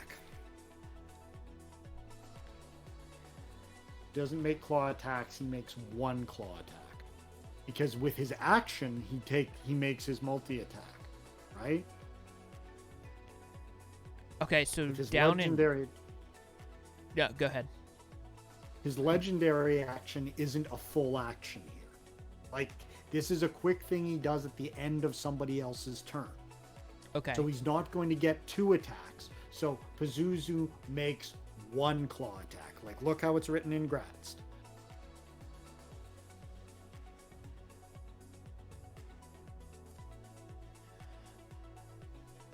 Okay, so since the name of that action is Wave of Sorrow, and he can make one Wave of Sorrow attack, the name of ours is Claws. So should he make one Claws? That is... Sure, you could make it Claw if you want. In this, this is an instance where that isn't necessarily entirely consistent depending on what book we're looking at. Okay. So the way that I've formatted it now, Because that would be, and I guess it's with claws being plural, as an action. That's kind of where it gets confusing for me. No. He makes one. Okay, it would be one attack with his claws. Would be fine. Okay. Again, this is one of the things if we're using Gratz as one example, but it is not the only one, right? Right. And in fact, I'm going to bring up another thing from the monster manual because it might be a useful one. There are a couple of different things we could look at for a third one. We could do something big. If you want to look at dragons and dragons' wing attacks that take 2 legendary actions, that could be a thing.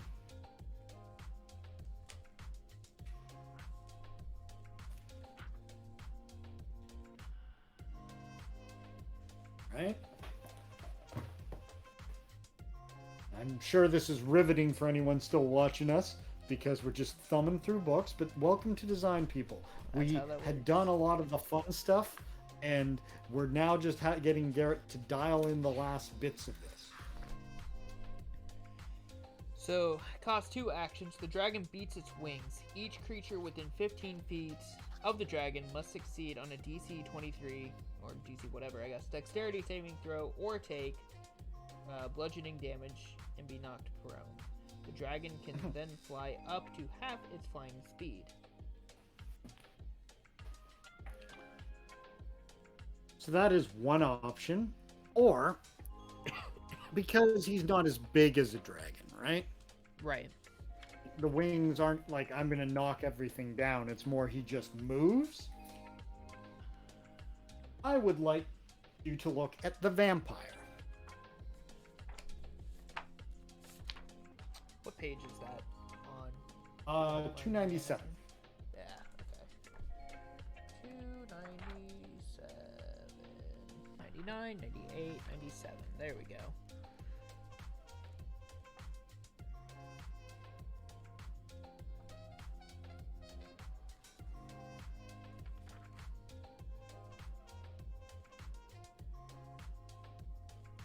Alright, I am there. Okay. We've got move, unarmed strike, and bite as legendary actions on the vampire. But what's the one you haven't seen anything like before? Move. It's one legendary action, and he just moves.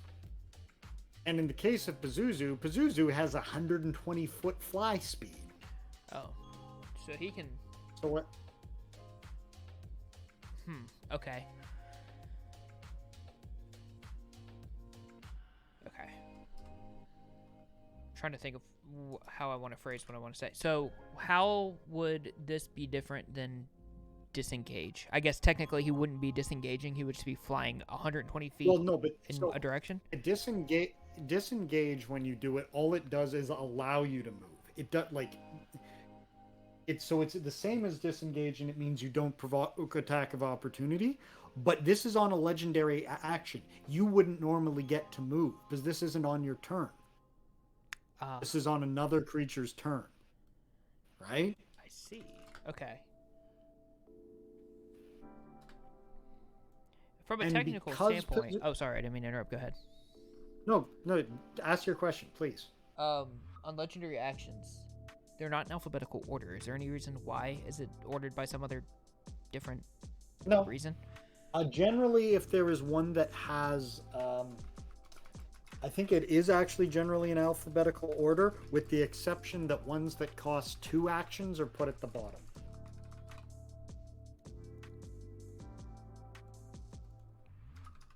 So we can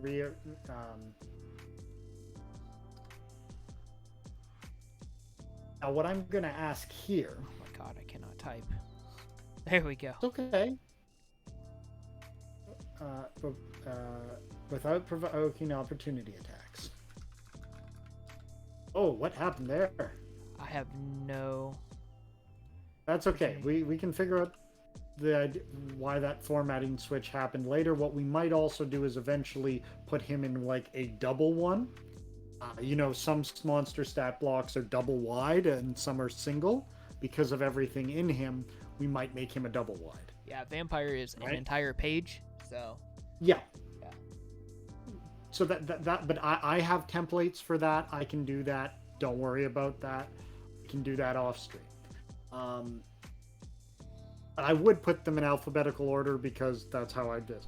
The one thing I'm going to suggest here is, yes, it's in quotes less powerful than the vampires. I'm going to say Pazuzu moves up to half his speed without provoking opportunity attacks because his speed is 120 feet. That would make... That was going to be my next question. Is 120 feet flying in one direction too powerful for him to move? And at the end of it, yes. That's a lot. Like, that's why Dragons 1 is 2 legendary actions and they only get to move up to half their speed, right? Yeah. This, we're making it only 1 legendary action, but it doesn't have the push effect that the Dragons does. Right? Gotcha. Okay. But I think that I would put those in alphabetical order. So let's just move Wind Magic. I got it to the bottom.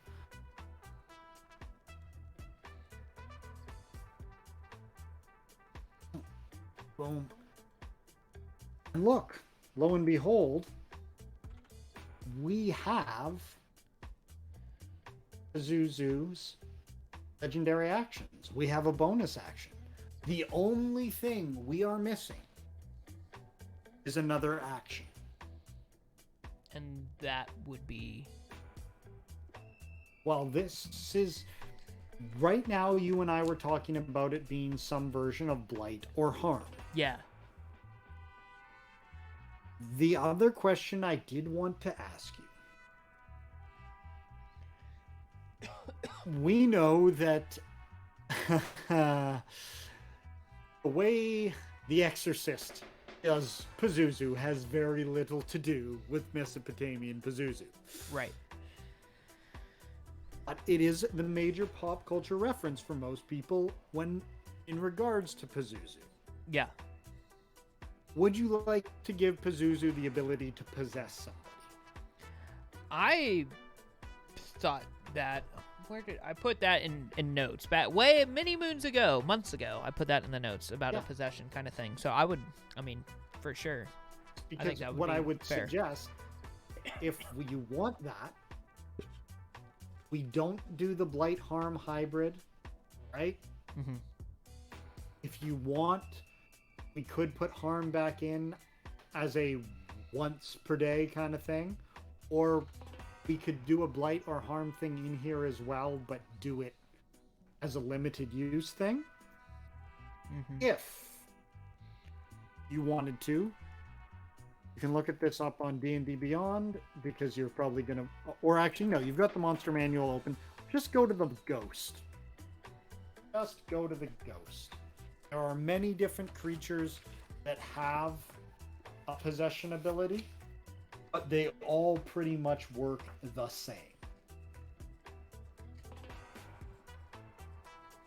And in reference, the Ghost, I believe, is somewhere It's on 147. around page... Yep, there you go. I'm going to read this out loud. But for me and for chat. One humanoid that the ghost can see within 5 feet of it must succeed on a DC 13 Charisma saving throw or be possessed by the Stopping you ghost. right there. This would be a very high DC because Pazuzu. Yeah. Charisma is interesting, I think. I'm surprised that's not It's your Constitution. strength of personality and because it would be generally things like this would be either wisdom or charisma, right? But the idea of something with an incredible force of will, like a sorcerer, would go, no. Oh, that's you true. can't have me. It's my will versus yours. Yeah. Or be possessed by the ghost. The ghost then disappears, and the target is incapacitated and loses control of its body. The ghost now controls the body, but doesn't deprive the target of awareness. The ghost can be targeted by any attack, spell, or other effect except ones that turn undead. And it retains its alignment, intelligence, wisdom, charisma, and immunity to being charmed and frightened. It otherwise uses the possessed target statistics, but doesn't gain access to the target's knowledge, class features, or proficiencies. That's a lot. The possession lasts until the body drops to 0 hit points. The ghost ends it. What? The ghost ends it as a bonus action, or the ghost is turned or forced out by an effect like Dispel Evil and Good. When the possession ends, the ghost reappears in an unoccupied space within 5 feet of the body. The target is immune to this ghost's possession for 24 hours after succeeding on the saving throw or after the possession ends. Okay. Now, that is difficult to run. Yeah, it's a lot. But is this part of Pazuzu that you would like to have in there? If not, we don't do it. No, it makes sense, and I think, you know, even in Mesopotamian culture, and I'm gonna have to double check on that one, but I think possessions are a thing as far as these demons go. But I will double check with my resident scholar on that. But yeah, I would like it in there. I think that's super cool. Okay, so then what we're gonna do? And this is my Pazuzu. Damn it! I get to say how I want him to run. So we're gonna do it. Exactly. You got it. So let's do this. So what we're gonna do is I'm just gonna cop is you don't have to write that entire thing out. It's still gonna be a recharge ability because it's Pazuzu and they are a powerful individual. I am gonna suggest you make it a recharge 5/6, which means every time once Pazuzu has used it, they only get it back if they roll a 5 or a 6 on a d6 at the beginning of their turn. Okay. Right?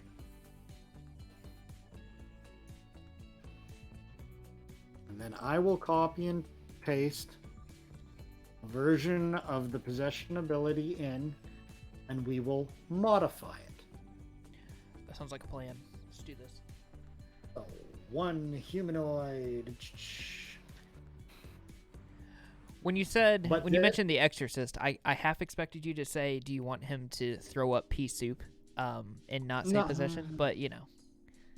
No, not where I would go with it. Let's just do Times New Roman. Boom. Let's take away the bold. Let's make it 8.5.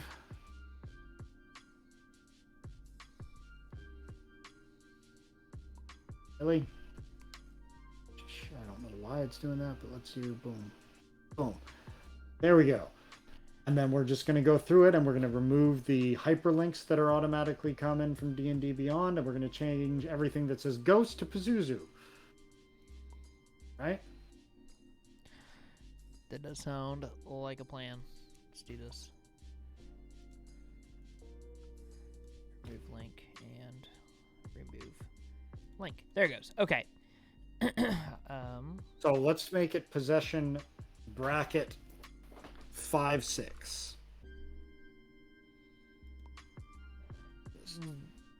Without the word recharge? Recharge 5-6. Okay. Okay. And the recharge part of that refers to what? It's like the way a dragon's breath works, which is you use when, like, at the start of the encounter, they automatically have it, right? Right. Once they used it, next turn, they roll at the beginning of their turn, they roll a d6. If the result is a 5 or a 6, they get it back and can do it again. Oh, so it's that way is why a dragon, for instance, wouldn't breath weapon every turn, because everyone would die, right? Yeah. Okay. So that's the way recharge abilities work. Is at the beginning of your turn, if you have an ability that you have previously used, you roll d6 and see if you get it back, right? And that does not take an action. No, that's just something that happens at the beginning of the turn. I see. Okay. And then if you get it back, it's one of your available actions. If you don't, you roll for it next turn. Cool. I will say also, if we wanted, because this is big, it doesn't have to be a recharge ability, because we could make this once per day for Pazuzu. If you want to have it that Pazuzu possessing something is not a huge thing, right? I think it's pretty solid as is, because it just doesn't really don't happen a whole lot. So, or at least from my experience and what I know, this is not something that's a reoccurring theme. But that's why I'm saying it could be a once per. We could make it like really limited. Like doing this takes a lot out of Pazuzu. Oh, okay. Right. So we could make it a once per day, or I like it being a recharge because it means if something saves against it, he can try it against something else. Yeah. Right? But it could be a recharge 6. I like it being a 5/6 because I feel like it makes sense for the Demon Lord to be somewhat better at it than a ghost. Yeah, that would make sense. But let's go through it now and adjust what we need to. So one humanoid that Pazuzu can see.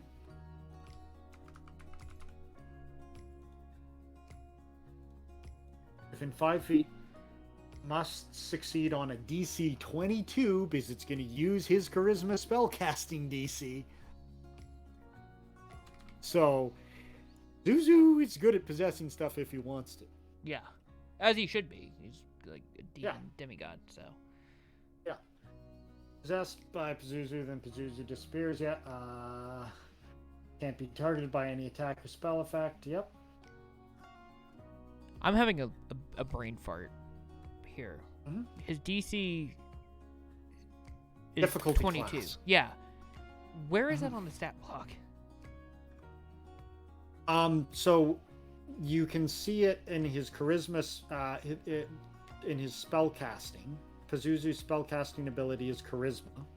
Spell save DC 22. And that is determined by his proficiency bonus, plus his charisma modifier, plus 8. 8 is the base for all saving throws. Okay. Thank you. That was driving me nuts, and I was trying to figure it out, but I couldn't. That's right. So, Garrett, with that, if you want, we can give him a ranged, I do all the necrotic damage to something kind of thing. If we want. Mm-hmm. As an action? As an action. But otherwise, you have a Pazuzu stat block, minus you still need to add languages once you decide how you're handling languages in the setting, things like that. Arguably, we could cut some of his skill proficiencies.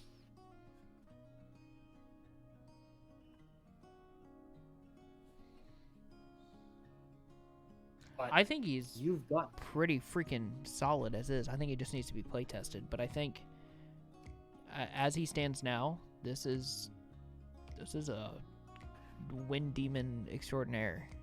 This is cool. I love the way he feels. I don't know if he's gonna play great. Hopefully he does, because it feels as good as it does. What I will say right now is the one thing that could be argued is that he doesn't do that much damage. We're talking 36, 38 points of damage on average, right? Yeah. From one claw attack times 2, we're talking 76 points of damage, more or less. I think that's okay. Average. Just from Pazuzu as a person, or as a demon, I think him not doing as much damage as you might think is okay. But the possession thing of, like, he goes into one of your buddies, unless you've got something like want to dispel evil and good, it's going to be real hard to get Pazuzu out of there. Yeah. I think just putting that little Easter egg in there too. Well, I mean, the it's 2 paragraphs long, but a little Easter egg to, a little tongue in cheek of the modern perception of Pazuzu. I think it's kind of cute. And it's really just a question of, are you okay? Because we cut out all of the necrotic damage spells. We just have, he does a little extra necrotic damage with this thing. But that's all he's got in terms of his aggressive potential. And I think perfect. That's fine. But this means you have a Pazuzu. Oh my god. And it's done. Pazuzu, he's a finished, I guess we can put the description later. But yeah, he is And you and I will off stream, we can even maybe do it quickly tonight. I'll see if I can drop the thing easily into it, where we'll transfer it into a stat block where there's 2 rows, so he fits on a page. Yeah. But you have the Demon Lord Pazuzu. Oh. You have a rough draft of the whole thing. Oh my god. How many hours did we sneak into this? Each stream is usually about 3 hours. It's about 6. It's about 6 hours. Yes. It's about 2 hours of stream, and we have had our diversions, a little less so tonight. But so it wasn't all necessarily on. But no, we put about 6 hours into this, and it's your first one, Garrett. I would say normally doing a rough draft of something like this, it is probably going to take you a couple hours. Renee and I have got to the point where we can sometimes do them quicker than that, but doing a really good original stat block of this level, a couple hours work. It's your first one. As said, you took a big swing. You decided, let's do the big one. Yeah, next time we do this, let's not do King of the Demons. Let's do Baby Demons. Yeah, let's do smaller things. That are a little easier for it. But you got it. Yeah, and it's kind of nice to, I mean, it's more than kind of nice to have you on doing this, but I mean, you have that experience with what was it? Your the horrors one, inspired by slasher villains and things like that. Well, that one was still subclasses. It's what Renee and I have actually been doing a lot of monster design lately. Of Renee runs his mythical melees, which are pitting players against each other in PvP tournaments. The last one we did was Kaiju Clash, where he had Godzilla versus Mechagodzilla versus King Kong versus King Ghidorah. This was on the Initiative Order channel, Twitch stream, which our friends there, and Renee and I therefore made 4 monster stat blocks for those monsters. And we're working on the next one where it's Super Smash Brothers themed, and it's going to be a big tournament. And so Renee and I are going to have to make, I think, 16 stat blocks based on Super Smash Brother characters. That's a lot of stat blocks. Gonna be a lot of work. It is. But they're not going to be all quite so epic as this. We're going to try and keep them a little more focused to keep our minds sane. Yeah. But no, making stat blocks and customizing stat blocks. Like, Garrett, it was important for you. You wanted to make this one custom. I think you started to look, hey, I could have just taken, like, for purposes of running your own game, not publishing. But I could just take one of those Theros demons and just kind of run it mostly and maybe give it the ghost possession and give it a few extra hit points. And it would more or less work. Right? Yeah. So, like, we've given it a lot more than that, and it makes it really flavorful. But you don't have to go in for your own games. Just grab the little bits you need, throw in add in the possession thing. Will it make things more powerful? Yes. But if you're not publishing it, you're not all worried about it being the exact challenge rating. Is it more or less in the ballpark of how my players can deal with it? And if I overreach a bit, will I rein in? Or if I went, I wanted this to be more powerful, and they've just spanked this thing, give it a couple extra hit points. Yeah. Okay. Sweet. Well, I guess, he's done.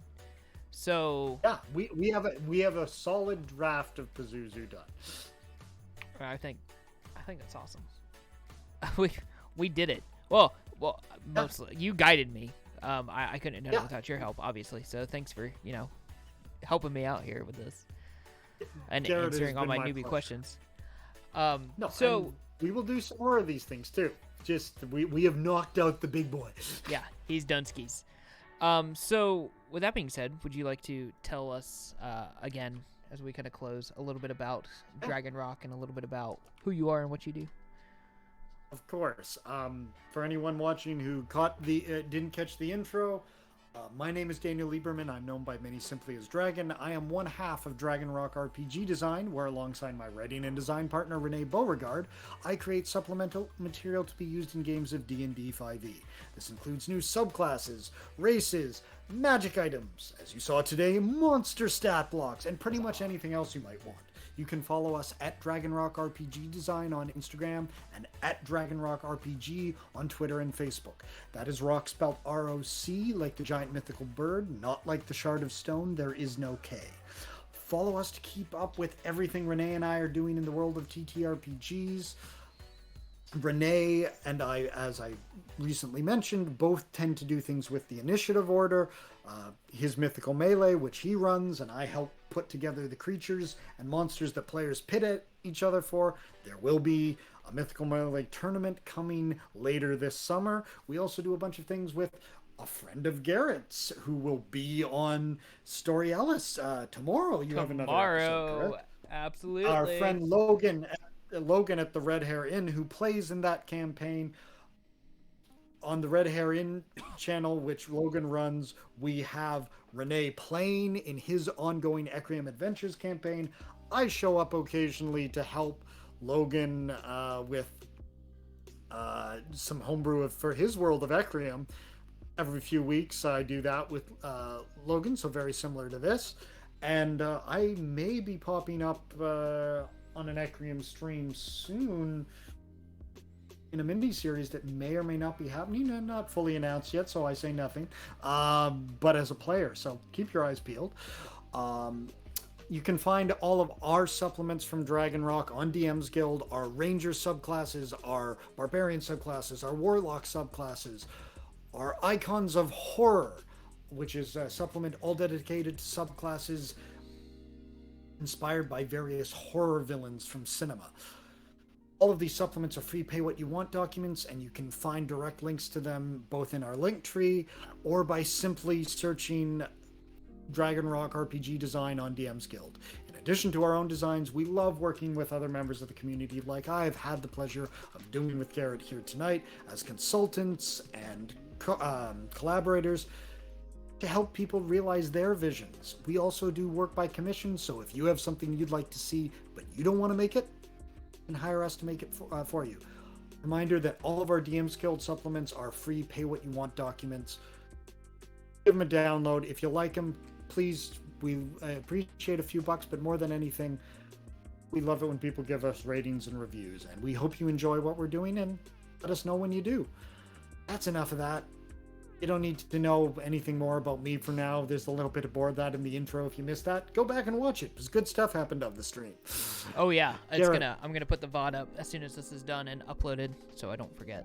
So, but Dragon, man, it's an honor and a privilege to have you on here, and I am super appreciative of all the help that you have given me and 225 with this Pazuzu stuff, and I can't wait to have you on again, doing something a little less complicated, I guess. a little less crazy.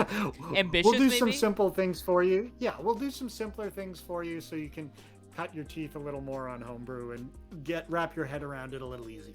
Absolutely. So, everybody, thanks for tuning in, and have a lovely, lovely evening. May the road rise to meet you. May the wind be at your back. Your rolls natural 20s, and your GM's gentle. Until we see each other again, my friends. May your friend hold you close. And I'll talk to you again real soon. We're going to go raid these people. Take care, everyone. We're going to raid in 7 seconds.